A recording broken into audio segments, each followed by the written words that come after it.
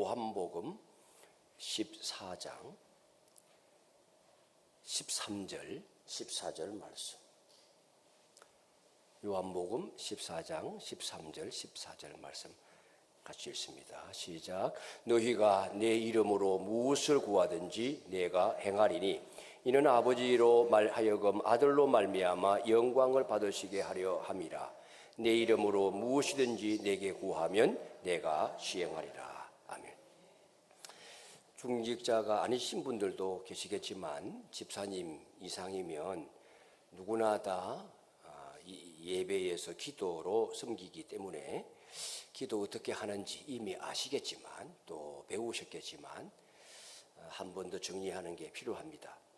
간혹 기도하시는 분은 전에 기도에 관한 강의를 했음에도 불구하고 좀 바라는 공동체가 함께 따라가 주기를 바라는 지침에서 벗어나서 하시는 분들도 계셨어요. 그러면 제가 뒤에서 생각한데 저분이 기도에 대한 강의를 할 때에 빠지셨구나 그런 생각을 제가 하게 됩니다. 오늘 오신 분들은 잘 하셨고 교회는 그런 영적인 질서가 있기 때문에 신학에 근거하여서 강의하게 될 때는 그걸 잘 새기셔서 교회의 질서와 습관이 되게 해줄 필요가 있습니다. 오늘은 대표기도 무엇이며 어떻게 드려야 되는지 먼저 살펴보고 시간이 되면 두 번째 시간도 제가 강의를 좀 준비를 했는데 빠르게 1교시 때 다 할 수 있으면 다 하고 2교시에는 실습으로 들어가고 기도 준비에 들어가기 때문에 그렇게 생각하고 있습니다. 교회의 중요한 직분을 맡는다고 하는 것은 교회를 대표해서 하나님 앞에 선다는 의미가 있죠. 그래서 중직자의 역할 중에 대표 기도는 매우 특별한 직무입니다. 강단에 올라가서, 물론 강단에 올라가지 않는 경우도 있죠. 서울의 큰 대형 교회들 보면 기도하는데 기도자가 안 보여요. 단상 밑에서 회중의 자리에 앉아서 기도를 하죠. 그런 경우도 있습니다. 아무튼 성도들을 대표해서 성도들의 마음을 품고 하나님 앞에 서게 되는 겁니다. 굉장히 중요한 자리인 거죠. 그러니까 잘 배우고 잘 해야 돼요. 그런데 이 대표 기도할 때 가장 먼저 물어봐야 될 것은 내가 하나님께 무슨 말을 할 것인가가 아니고 오늘 우리 교회가 하나님께 무엇을 고백하고 무엇을 간구해야 되겠는가, 여기에 초점을 맞추셔야 돼요. 이것이 개인 기도와 대표 기도의 차이인 것이죠. 그 출발점을 분명히 해야 됩니다. 나의 기도가 아니다. 공동체의 기도이다. 그래서 첫 번째로 대표 기도는 내 기도가 아니라 우리의 기도이다. 기도의 주체가 누구냐? 비록 기도는 내가 하지만 모든 성도를 대신하여 성도가 하는 기도를 하는 겁니다. 기도의 주체가 내가 아니고 성도예요. 이 점을 분명히 아셔야 돼요. 내가 기도를 하지만 교인들이 해야 될 기도를 내가 하는 거예요. 그래서 예배나 예식에서 성도들을 대표해서 공적으로 하나님께 드리는 기도지만 나의 기도가 아니다. 그래서 이 개인 기도와 대표 기도는 모두 하나님 앞에 드리는 기도지만 성격의 차이가 있다. 개인 기도는 개인의 기도를 드리는 거예요. 내 개인의 삶과 감정과 고민과 필요를 자유롭게 기도할 수 있어요. 소리를 질러도 되고 울며 기도해도 되고 방언으로 해도 되고 떼굴떼굴 굴르면서 기도해도 되고 눈을 뜨고 해도 되고 걸어가며 해도 되고 아무 상관없어요. 운전하면서도 기도하고. 일상의 삶의 개인 기도는 그렇게 드릴 수 있지만 대표 기도는 그런 것이 아닙니다. 공동체를 대표하여 드리는 기도다 하는 것입니다. 그래서 대표 기도에서는 나보다 우리가 중요하다. 그런데 이제 우리나라 말에 우리라고 하는 게 문장에서 사용되는 용도가 조금 애매해요. 우리라는 말 뒤에 다른 대상을 붙이면 의미 변화가 생깁니다.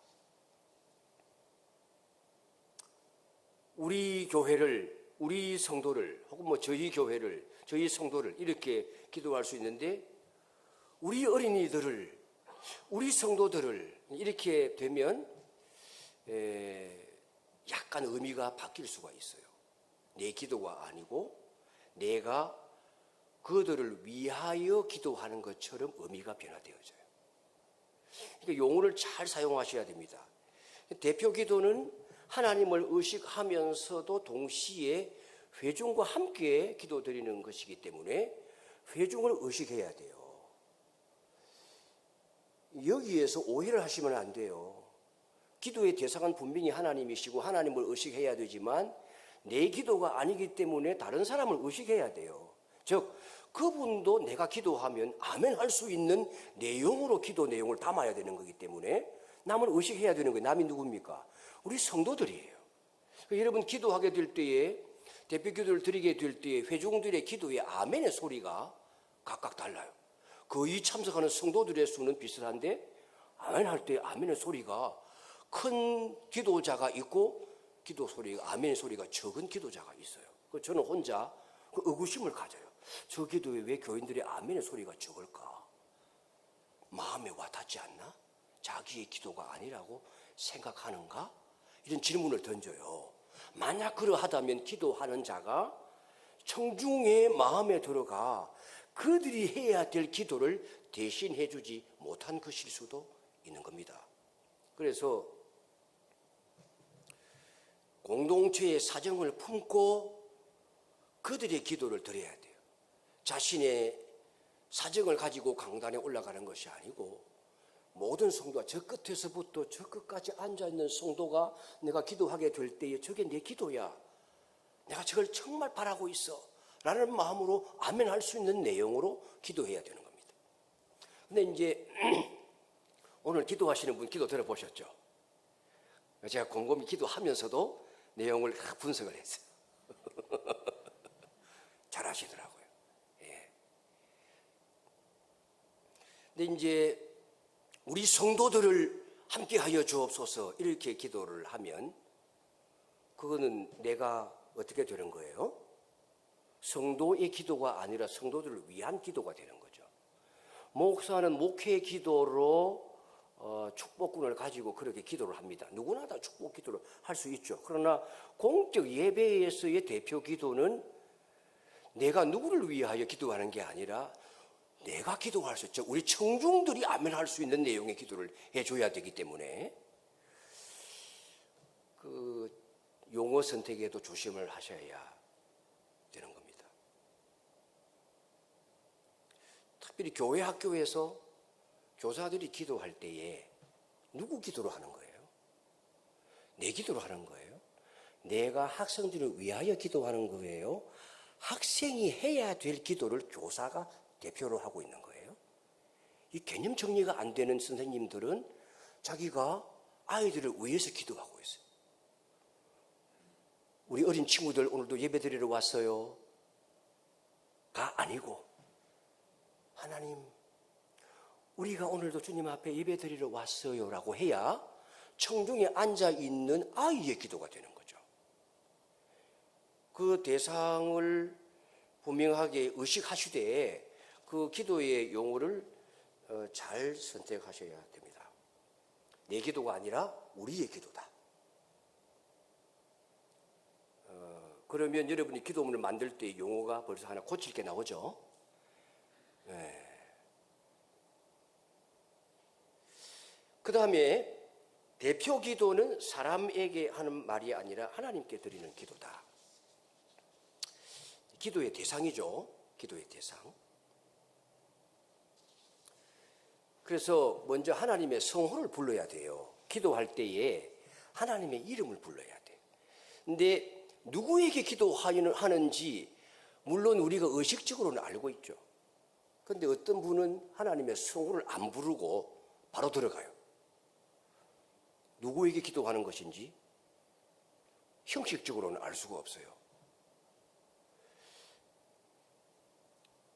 그 다음에 세 번째 포인트이긴 하지만 예수님께서 기도 가르쳐 주셨을 때에도 그렇게 하셨어요. 너희들이 이렇게 기도해라. 하늘에 계신 우리 아버지여, 아버지를 먼저 부르라고 기도를 했거든요. 그러니까 여러분이 기도하실 때 하나님 아버지를 먼저 불러야 돼요. 기도의 대상이 누군지를 분명하게 규정하고 기도를 하셔야 되는 거예요. 그러면 하나님께서 왜 이렇게 우리를 쳐다보시는 거예요? 왜? 우리가 아뢰는 걸 아뢰는 거예요. 너무 고마워요, 하나님. 정말 하나님 되심으로 말미암아 기쁨이 넘쳐요. 고맙구나. 근데 드릴 말씀이 있어요. 뭔데? 그렇게 흘러가는 거지. 하나님을 안 부르면 우리 청중들의 그 기도의 의식 속에도 하나님을 주목하는 마음이 기도 처음부터 희박해질 가능성이 있는 겁니다. 하나님을 불러야 된다. 그 다음에 이 대표 기도할 때 우리가 좀 교정해야 될 부분이 뭔가 하면 기도로 시작을 하는데 어느 순간에 설교가 되는 경우들이 많아요. 설교가 되어서는 안 되겠죠. 근데 목사들도 그런 실수를 할 때가 많아요. 기도하면서 그 청중들이 해야 될 일들을 기도로 가르치려고 하는 마음이 생겨가지고 기도로 교육을 하고 있는 이런 기도도 생겨 있어요. 그건 기도가 아니에요. 좋은 내용으로 들어있다고 하더라도 그건 기도가 아니에요. 그건 설교가 되는 거죠. 하나님 앞에 드리는 기도가 아니니까.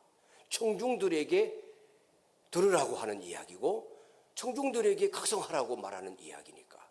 각성하게 하되 그것을 하나님께로 아뢰어서 올라가야지 되는 거거든요. 그래서 기도는 회중을 훈계하거나 가르치는 것이 아니다. 회중을 데리고 하나님께로 나아가는 사람이 대표 기도자다.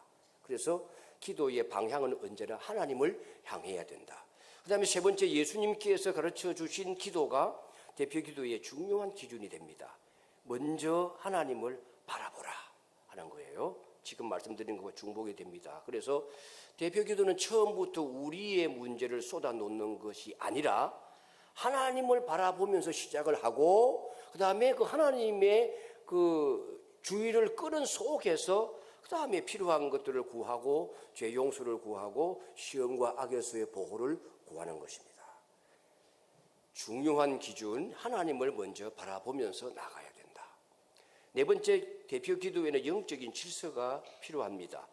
대표 기도 작성할 때의 순서예요. 일반적으로 유용한 기본 틀인데 찬양, 회개, 감사, 간구. 이걸 이제 영어로 말해서 액처라고 말합니다. 액처란 사도행전을 말하는 단어잖아요. 그런데 이 영어의 순서 액처라고 보통 기도의 순서를 규정을 하는데 그렇다고 해서 이게 절대적인 공식은 아니에요. 모든 내용을 반드시 이 순서대로 배열해야 된다는 뜻도 아니에요. 중요한 것은 하나님을 바라보고 우리 죄를 고백하고 그럼에도 불구하고 우리를 받아주시는 하나님의 은혜를 감사하고 교회와 성도, 세상을 위해서 간구하는 순서로 기도하면 이게 하나님 중심적인 영적 질서가 잡히는 거예요. 그런데 간혹 그 두 번째와 세 번째가 바뀌는 경우가 있어요. 그리고 첫 번째 찬양을 생략하는 분들이 상당히 많아요. 근데 이걸 잘 못하시는 것 같아. 하나님을 찬양하는 법을 모르는 거예요. 시편에 얼마나 풍성한 하나님에 대한 찬양이 있습니까? 시편의 수많은 내용들이 하나님의 하나님 되심을 인정하는 내용들이 가득한 거예요. 그의 인자심이 영원함이로다. 이런 내용들이 얼마나 많아. 하나님의 자비하심, 하나님의 영원하심, 그 하나님의 풍성하신 성품을 그대로 드러내가지고 하나님을 높여드리는 거예요. 그게 찬양이에요. 하나님의 하나님 되심을 높여드리는 거예요. 자비하심, 용서하심, 인내하심, 공급해 주심, 그 모든 것들을 찬양하는 것들을 절대 인색하게 하면 안 되는 거예요. 이걸 많이 하면 좋아요. 설교, 기도의 시간 구성상 오래 하면 안 되겠지만 그런 부분이 너무 약하기 때문에 제가 강조를 합니다. 하나님을 높여드리는 거예요. 몇 차례 높여드려도 괜찮아요. 그 다음에 이제 감사와 기도가 순서가 바뀌는 경우가 있는데 그건 이제 절대적인 것은 아니기 때문에 가능할 수가 있어요. 감사를 먼저 하고 그 다음에 회개하는 기도를 드릴 수도 있어요. 근데 이제 보편적으로 이 액처라고 하는 틀을 따라서 해주면 무난하고 좋으리라고 생각을 합니다. 첫 번째는 찬양이다. 그러고 하시나요? 근데 이제 이 아버지의 이름을 부를 때에 그 앞에 너무 많은 형용사들을 넣어가지고 길게 해주는 것은 그렇게 적절하지 않다고 생각합니다. 하나님을 먼저 부르고 그 다음에 하나님의 위대하심을 찬양하고 천지를 창조하신 하나님, 우리를 구원하신 하나님, 아들을 보내주신 하나님, 끝까지 우리를 인도하시는 하나님, 성령을 보내주셔서 날마다 기쁨과 감사 가운데 살아가게 하시는 하나님, 삶의 필요한 것들을 공급해 주시는 하나님, 그 하나님을 찬양을 하고 그 다음에 회개를 하는 것입니다. 회개하게 될 때는 남의 죄를 회개하는 것이 아니라 이제 우리의 죄를 고백해야 되는데, 여기에서 한 가지, 예배 순서에서 참회 기도가 앞에 있는데 기도 인도자가 나와가지고 또 회개 기도를 하는 것은 적절한가 하는 질문이 생기죠. 이미 회개 다 했는데. 회개는 끝없이 해도 상관없어요. 그런데 참회 기도는 개인의 회개입니다. 개인의 회개. 근데 여러분이 좀 조용하게 기도를 해서 진정한 자기 자신의 일주일간의 삶의 뉘우침이 좀 빈약한 듯한 느낌을 저는 잘 모르겠어요. 우리 교회의 그 음향적 특징상 여러분들이 그 기도하고 찬양하는 내용이 여기까지 잘 안 들려요. 이 너무 흡수력이 좋은 것 같아. 카펫이 있고 해가지고 음을 다 빨아들이는 것 같아. 여기 모니터 스피커가 있는데도 여러분들의 소리는 저한테는 안 들려요. 이 모니터 스피커는 여기의 이야기를 저한테 전해주는 거니까. 그래서 가끔은 그런 느낌이 들어요. 찬송 부를 때는 이렇게 힘 있게 들리고 그 시편 교독할 때는 잘 들려요. 근데 이제 기도하자 할 때는 좀 안 들리는 것 같아요. 또 반주가 나오니까. 기도하고 계시죠? 참회 기도할 때 참회하시죠? 간절하게 하셔야 돼요. 저도 소리내 하고 싶지만 제 개인의 기도이기 때문에 제가 소리를 못 내고 읊조리는 거예요. 근데 그건 개인의 기도, 회개 기도. 생각으로, 의도로 짓는 죄가 얼마나 많습니까? 말로서 짓는 죄가 얼마나 많습니까? 상처를 주고 비하하고 무시하고 업신여기고 욕설을 하고 입으로 짓는 죄가 얼마나 많아요. 사람의 마음을 깎아내려서 낙심하게 만드는, 칭찬 격려하지 못하는 입술의 죄가 얼마나 많아요. 손으로 짓는 죄가 있어요. 눈으로 짓는 죄가 있어요. 보지 말아야 될 것을 보고 탐심 빠져있는 경우가 얼마나 많아요. 그것이 쌓이면 손발로 행동으로 옮기게 되는 죄들이 얼마나 많아요.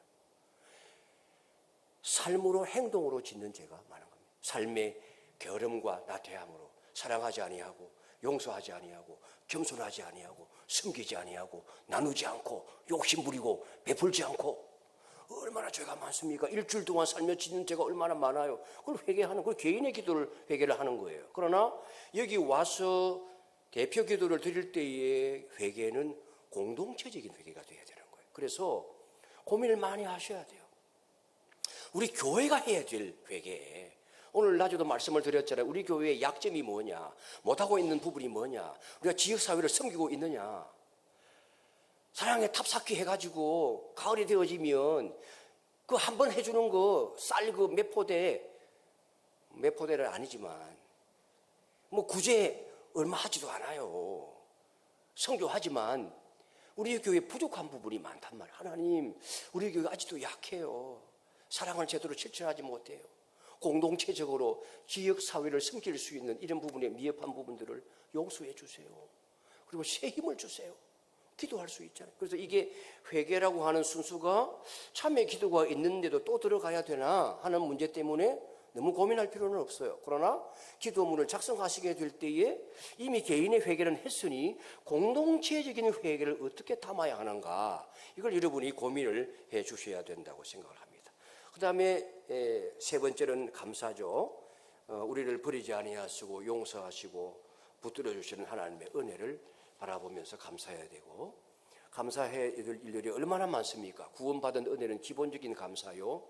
나에게 건강을 주시고 직장을 주시고 가정을 지켜주시고 어려운 일을 만났지만 지혜를 주시고 돕는 자를 보내주시고 붙들어 주시는 은혜, 그리고 건강을 주셔서 주일날 내 발로 걸어와서 하나님 앞에 예배할 수 있는 기쁨을 누리게 하시는 은혜, 우리 구에게 사랑스러운 형제 자매들을 주셔가지고 저들을 통하여 위로 격려를 받게 하시고 교제의 즐거움으로 말미암아 신앙생활이, 예배생활이, 교회생활이 신나게 해주시는 은혜, 가정을 평안하게 해주시고 아이들을 잘 크게 하시는 것, 감사할 일이 한두 개가 아니죠. 이 개인적인 감사지만 교회 공동체적인 여러 가지의 감사, 교회가 안정된 가운데 말씀 위에 서게 하시고 여러 가지 양육 제자 훈련을 통하여서 훈련받는 이들이 늘어나 믿음이 성장하게 하시고, 여러분 여기 있어서 수련을 받고 나면 간증하는 분들 얘기를 들으면 얼마나 격려가 됩니까? 와, 믿음이 자라가고 있구나, 저 양육의 과정을 나도 참여하고 싶구나 하는 마음이 확산되어지고, 한국 교회의 일치를 위해서 우리가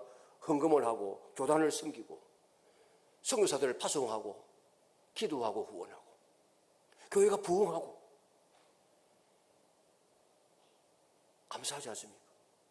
그리고 또 다른 사역을 향하여 꿈을 꾸게 하시고 비전을 갖게 하시고 마음이 하나가 되게 하시고, 이런 것들을 감사를 하는 거죠. 그 다음에 간구하는 겁니다. 교회를 위해서, 성도를 위해서, 세상을 위해서, 예배드리는 예배를 위해서, 그리고 말씀을 전하는 목회자를 위해서, 환우들을 위해서, 가정과 다음 세대를 위해서, 선교와 복음을 위해서 기도하는 거죠.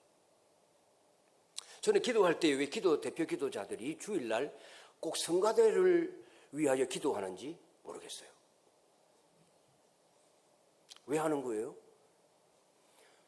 수많은 부서가 똑같이 헌신하는데 왜 꼭 성가대를 위한 기도는 안 빼고 하는 거예요? 다른 부서들을 위해서는, 다른 봉사자들을 위해서는 왜 기도 잘 안 하는 거예요? 그거 질문을 안 드려봤어요? 저는 목사지만 그게 궁금하더라고요. 왜? 왜 성가대를 위해서는 1부, 2부 다 대표 기도자들이 기도를 해요? 안내위원들을 위해서는 왜 기도 안 해줘요? 한여름에 그 떼학볕에 차량 안내하는 분들을 위해서는 왜 기도 안 해줘요? 그런 고민 안 해봤어요? 여러분도 다 의례적으로 성가대 기도를 넣잖아요. 왜 넣어요? 중요하니까? 성가대가 중요하면 다른 부서는 왜 중요하지 않아요? 아니, 그런 질문 안 드리면, 그건 누가 답을 말해줄 수 있습니까? 예, 얘기해 보세요. 예배 보면 예배 기도하는 사람을 위해서도 기도해야 되지. 그러면 예배 기도자를 위해서도 기도해야 되지. 봉헌자를 위해서도 기도해야 되죠. 그죠? 예전부터 예배 자체의 그 중요성 때문에 지금 말씀하신 대로 예배 위원이니까 기도를 넣어서 그게 그냥 전통으로, 관행으로 이어져 오는 거예요. 목회자, 설교자를 위하여 기도하듯이 이제 넣는 거죠. 그런데 그거 다시 질문을 던져봐야 돼요. 그들만 예배위원인가? 그리고 옛날에는 그렇게 기도에 포함을 시키면서 성가대원들에게 매우 강한 경건을 요구했어요. 아무나 성가대에 서지 않았어요. 목사님들이 예배위원이라는 동질 개념을 가지고 매우 강한 경건을 요구했어요. 일상생활에서의 경건을 요구하고 정기 집회의 필수 참석을 요구하고, 주일날도 우리 교회는 주일 새벽기도가 없지만 성가대원과 교사는 모두 새벽기도 나오라고 강조를 했어요. 요새는 제가 별로 강조를 안 해요. 어차피 안 오는데 평일날 기도해. 근데 기도를 받을 만큼 그 많은 사명을 가지고 성가를 하나님 앞에서 진성성을 담아가지고 연습을 하고 목숨을 바쳐서 봉사를 해야 될 필요성이 그럼 있는 거잖아요. 아무튼 왜 성가대만 대표 기도자의 기도 속에 들어가야 되는가를 질문으로 던지고, 제 의도는 모두가 다 예배자라는 거예요. 주일날 예배 드리게 될 때 봉사는 모두 다 예배자라는 거예요. 예배 시간에 이곳에 있지 않아도 그들도 예배자, 예배를 돕는 자요, 예배위원이에요. 그런 점에서 대표 기도에 하지 말라는 얘기는 아니에요. 성가대를 위한 기도를 앞으로 하지 말라, 그 얘기가 아니에요. 하시는 것은 상관없어요. 그러나 모든 성도가 예배자요, 예배위원이라는 의식을 회복할 필요가 있다는 겁니다. 대표 기도자는 기도할 것을 많이 아는 사람이 아니고, 그날 가장 중요한 기도 제목을 선택할 줄 아는 사람이 되어야 됩니다. 강구할 게 많다고 그래서 그거 다 하고 나면 한도 끝도 없어요. 그러니까 예배의 순서의 균형을 위해서 적절하게 선택을 할 필요가 있습니다. 뒤에 말씀드릴게요. 마지막으로 예수님 이름으로 기도하는 겁니다. 이건 형식적인 문구가 아니고 예수님의 이름을 의지하여 하나님께 나아간다고 하는 신앙 고백이죠. 이분이 우리의 유일한 중보자시니까 하나님께 나아갈 수 있는, 그리고는 하나님을 대면하면 모두가 다 죽어야 할 자인데 담대하게 아버지 앞에 나갈 수 있는 은혜를 베풀어 주신 것은 예수 그리스도의 구속의 은총이니까 유일한 중보자 되시는 예수님을 의지하여 아버지께 도움을 구하고 그를 높여드리고 기도하는 겁니다. 근데 기도는 하나님 아버지께 드리는 거예요. 기도의 대상. 그리고 성령을 통하여 아버지께 나가는 거예요. 기도의 통로. 그리고 마지막 예수님의 이름으로 기도하는 거예요. 기도의 근거입니다. 전에도 말씀드렸죠. 세 가지를 기억하세요. 기도의 대상은 누굽니까? 대답해요. 기도의 대상은 하나님 아버지예요. 기도의 통로는 성령 하나님. 기도의 근거는 예수님이에요. 그런데 예수님에게 기도할 수 있습니까? 여러분 가운데 기도할 때 예수님 하고 기도 시작하는 분 계시죠?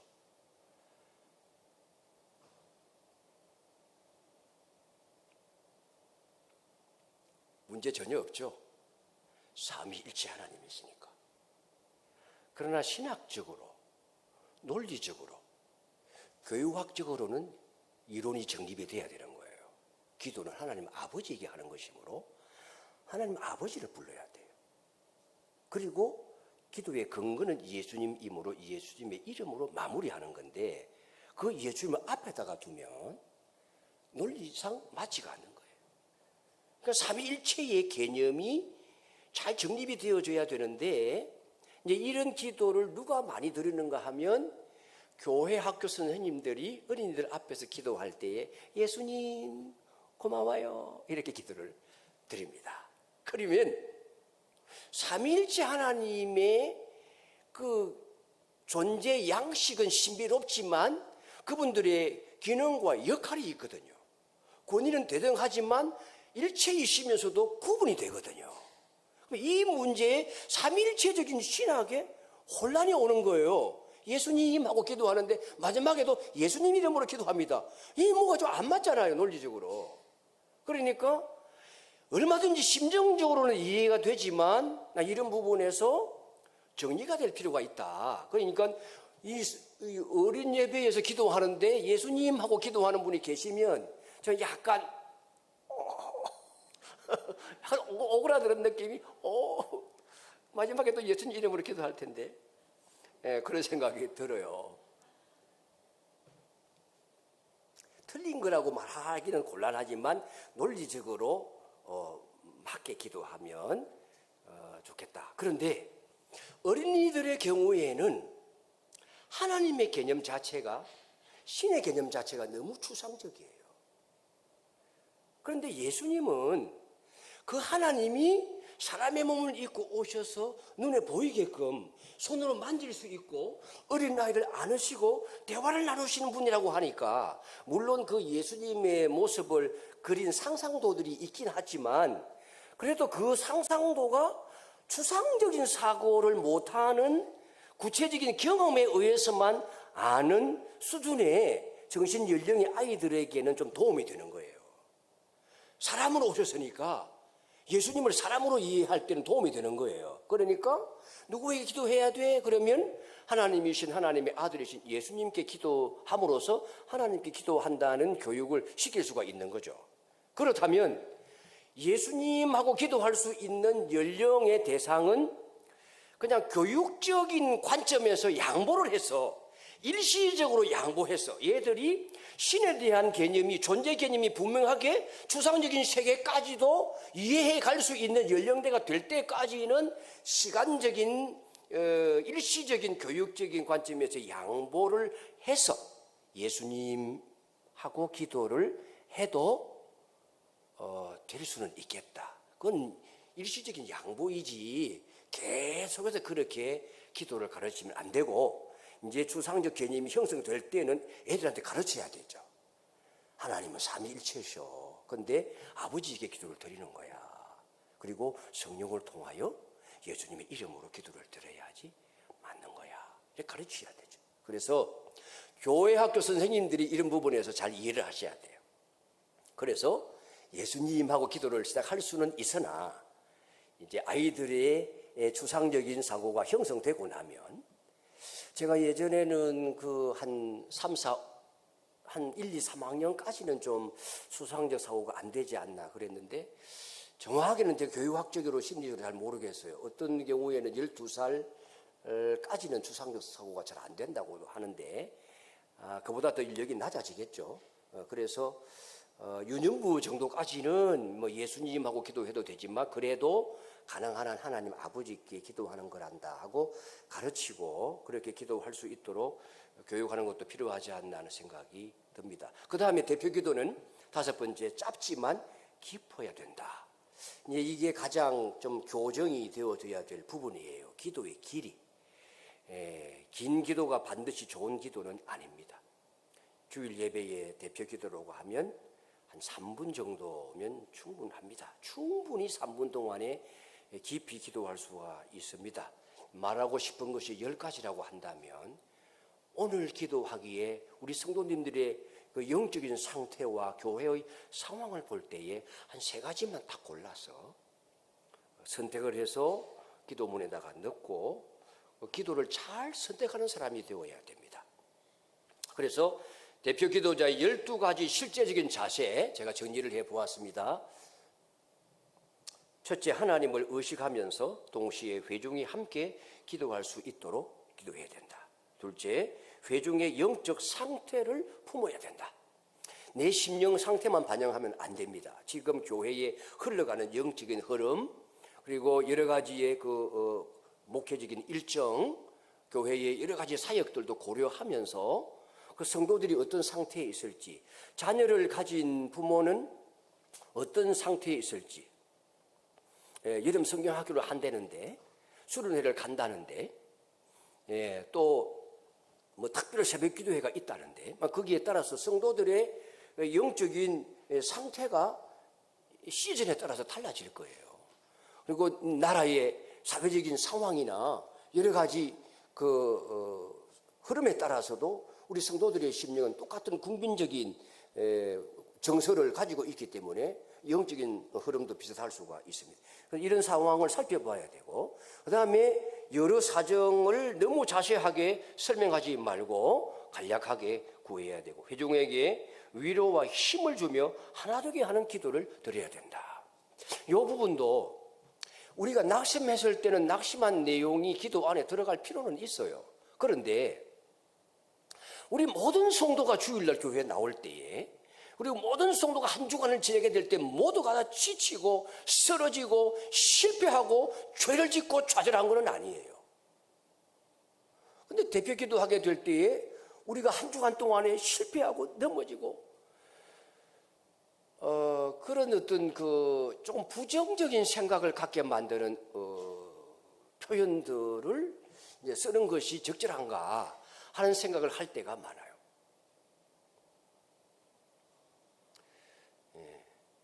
그래서 그 가능하면 그 긍정적인 내용들을 담아서 위로를 하고 힘을 주고 하나 되게 하는 내용으로 기도문을 만드는 게 좋겠고, 그 다음에 모든 성도가 들을 수 있는 적절한 음량으로 기도해야 된다. 너무 적게 해도 안 되고 너무 크게 해도 안 되고, 어떤 분들은 너무 커가지고, 우리 교회는 그런 분 안 계세요. 너무 크게 해가지고, 그래가지고 그 회중들이 귀를 막고 있어요. 너무 크게 해가지고. 요즘은 크게 할 필요가 없어요. 마이크 성량이 너무 좋아. 한강 이남에서 이게 최고 좋아요.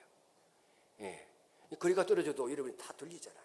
설사 마이크가 없어도 다 들려요. 사투리, 비속어 등 예배의 부적절한 표현은 피해야 되고, 화려한 수식어나 중원 부분을 피하고 자연스럽게 솔직하게 기도해야 되고, 강단 마이크 기도 직전에 손으로 이리저리 조정하지 않는 것이 좋다.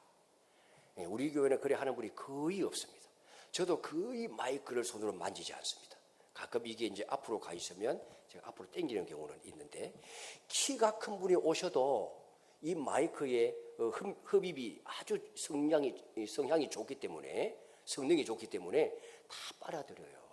그리고 저 소리가 적다고 느껴지면 이 모니터 스피커가 있기 때문에 자기가 조금 가까이 다가가면 되고, 그렇지 않으면 방송실에서 조정을 해 줄 수도 있을 겁니다. 그러니까 이거를 뭐 우리 마이크는 너무 좋아서 만져도 소리가 안 나지만, 어떤 때는 이게 좀 이거 만지는 사람이 있어요.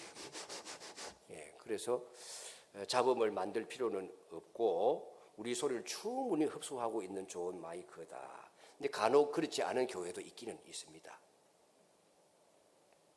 그 다음에 이제 여기 오셔가지고 기도문을 다 작성해서 오시는데, 기도문 펼칠 때에 소리가 좀 안 나도록 바스락거리는 소리가, 여기 오셔가지고 다 알고 있어요. 기도문 작성해서 오시는 줄로. 근데 그걸 숨겨 올 필요가 없어요. 기도문 들고 가는구나 알면 어때요? 다 알고 있는데. 그리고 저는 기도문을 외우지 않는 한은 적어서 와서 하기를 바래요. 이제 기도문을 작성하지 않고 오셔서 성령의 인도 따라 적극적으로 기도하는 것을 신령한 기도라고 생각하는 분들이 간혹 계셨는데, 진짜 그렇습니까? 기도문 없이 기도하면 성령의 충만한 기도입니까?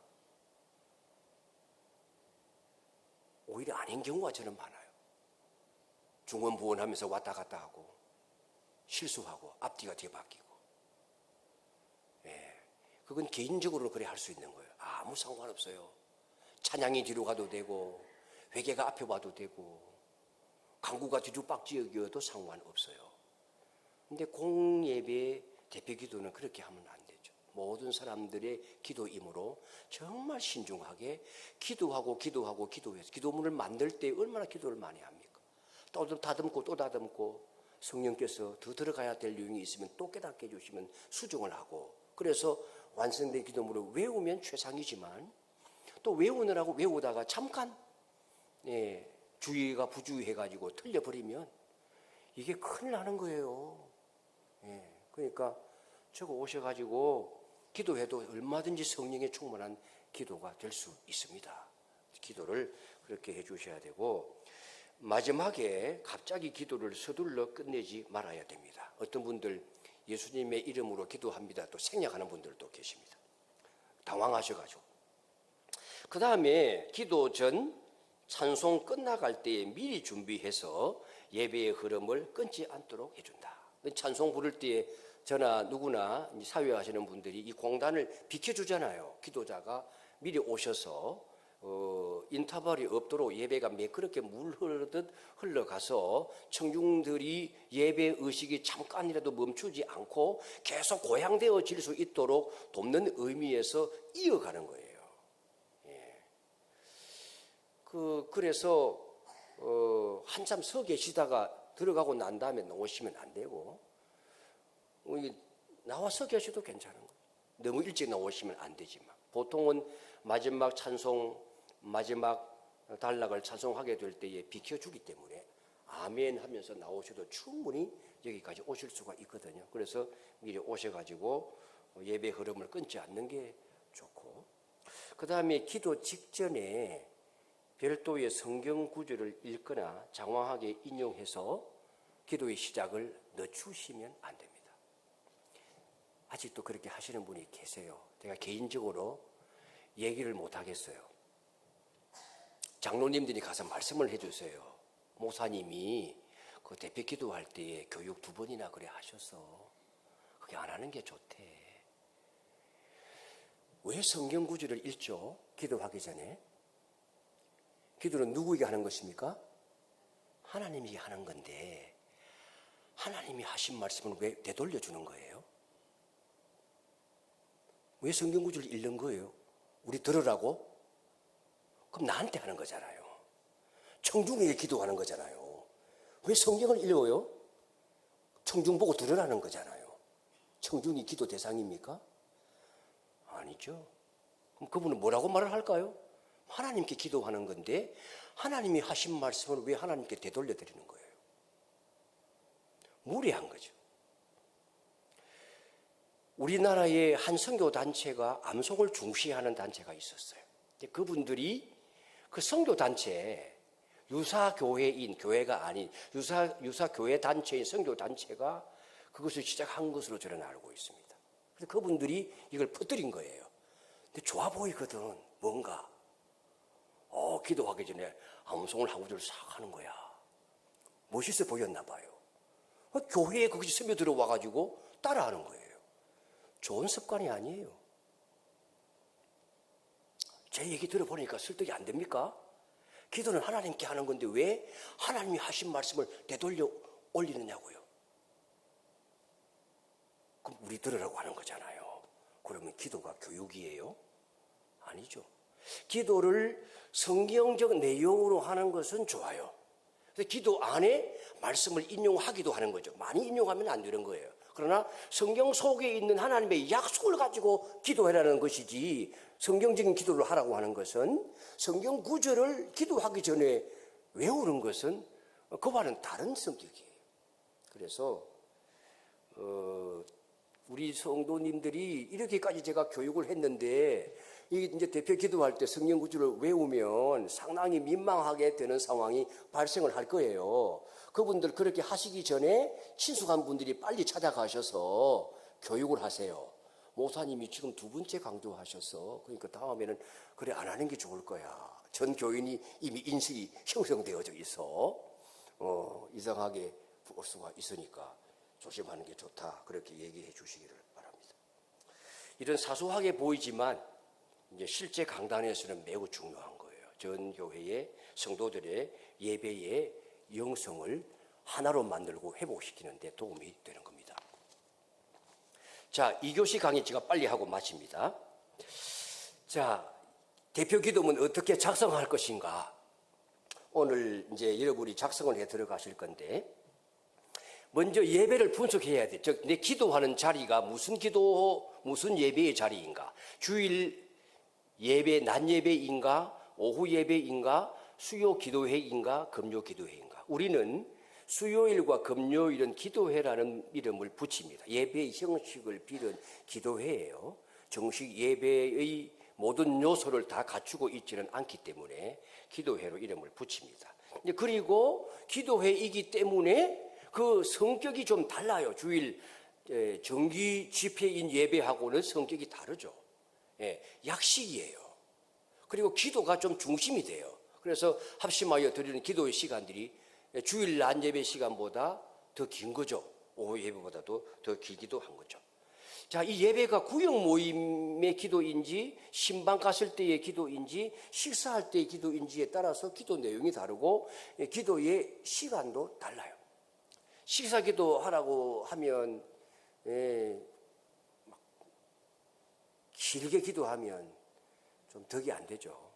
기도만 식탁을 위해서만 간단하게 기도해야 되는데, 물론 이제 신방을 갔을 때는 그 섬김에 관한 고마움으로 하나님 앞에 복을 비는 축복 기도를 좀 길게 하기도 합니다만은, 이제 우리가 모여서 식사하게 될 때는 간략하게 식사를 위해서만 기도하는 게 훨씬 좋죠.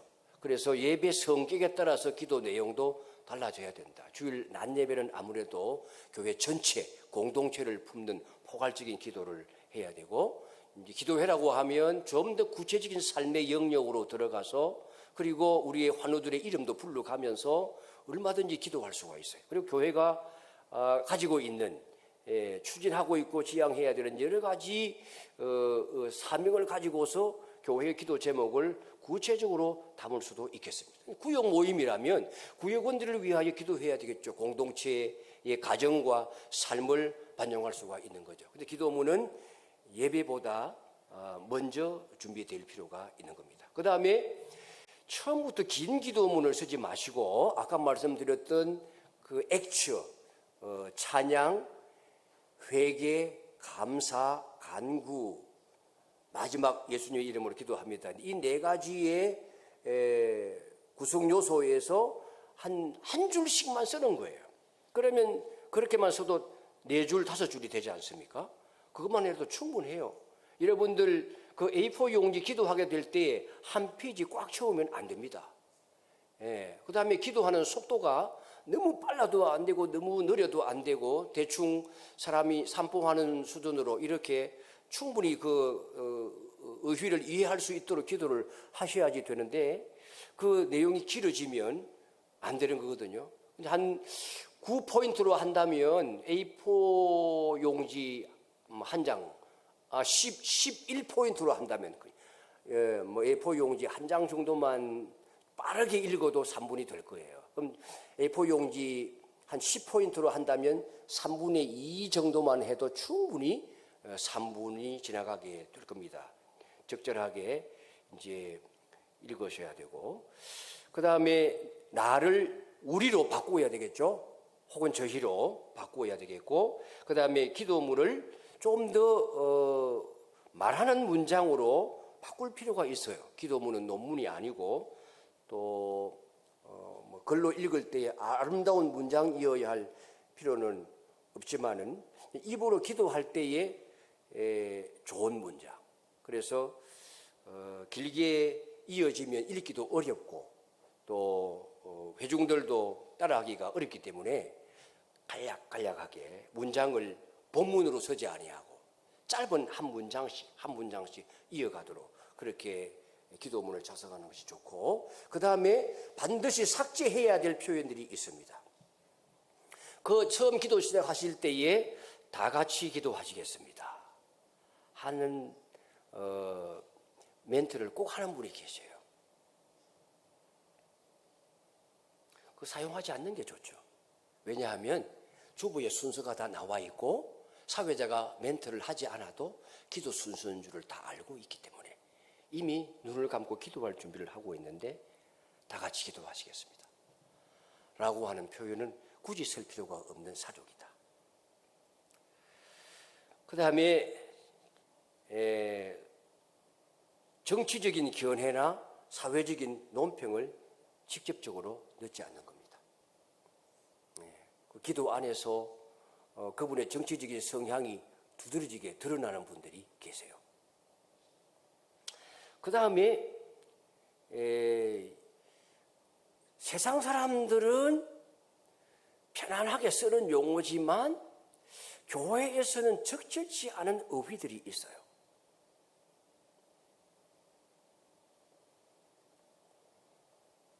호국 영령들이라고 하는 표현. 그래서 교회 안에서는 적절치 않은 표현이에요. 지금도 그들이 떠나가지 아니하고 이 나라를 지키고 있습니까? 나라를 지켰듯 돌아가셨던 분들을 얘기하는 건데, 그래서 이 용어를 선택하게 될 때 세상에서 쓰는 용어와 교회에서 쓰는 용어가 뭐 크게 다른 건 없지만, 그러나 교회에서는 신학적으로 충돌되어지는 용어들이 있을 수 있습니다. 그런 용어를 가능하면 피하시는 게 좋고, 가장 중요한 것은 이제 설교하지 않는 겁니다. 간략하게 우리의 구할 것을 기도하는 것입니다. 기도문 작성보다 먼저 기도하는 사람이 되어야 됩니다. 대표기도 준비하는 세 단계, 첫째 기도로 준비합니다. 둘째 기도문을 준비합니다. 셋째 연습합니다. 실제로 소리 내어서 읽어보고 글로 볼 때하고 다르게 읽을 때에 발견하지 못했던 문제가 드러납니다. 이 문장이 길구나, 너무 표현이 복잡하구나, 앞에 한 내용이 반복되고 있구나, 흐름이 자연스럽지 못하구나, 3분 내에 끝나는가 시간을 재어보고 회중이 아멘할 수 있는 내용인가, 그리고 그런 내용을 확인하는 작업이 필요한 거죠. 그래서 연습을 하는 거예요. 그럴 때에 온 성도가 아멘하는 기도가 될 수 있고, 그럴 때에 예배의 한 요소로서의 기도가 살아있어서 온 성도가 하나님을 만나는 감동적인 예배를 드리는데 크게 보탬이 되는, 성령이 함께하는 기도가 될 겁니다. 이런 내용으로 기도문을 잘 작성하시고 은혜스러운 기도자, 또 은혜스러운 예배의 자들이 다 될 수 있기를 주님 이름으로 축원합니다. 기도합니다. 하나님, 오늘 우리가 모두 기도자인데 어떻게 기도해야 좋을지 함께 생각해 보았습니다.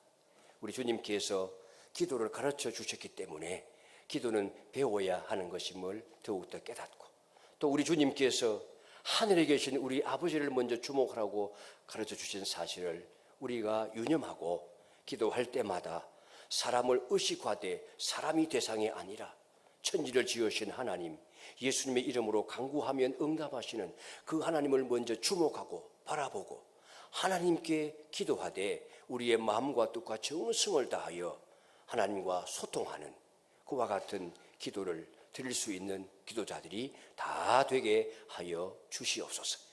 우리의 일상의 삶이 주님과 더불어 날마다 교제하며 사귀며 기도하는 삶이 되도록 한 주간도 저희들과 동행하여 주옵소서.